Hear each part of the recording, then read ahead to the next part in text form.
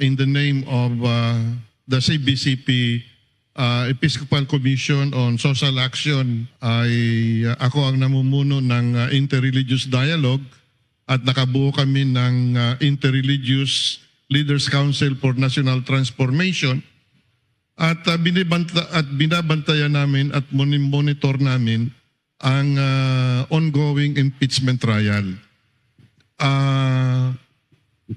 Hindi nagbabago ang aming katayuan sa ngalan ng ating simbahan na importante itong impeachment process na nangyayari ngayon.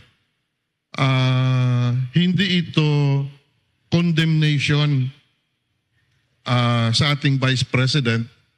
Hindi kami gumagawa ng stand in favor of or against our Vice President, kundi ang ating itinataguyod dito ay yung ating konstitusyon.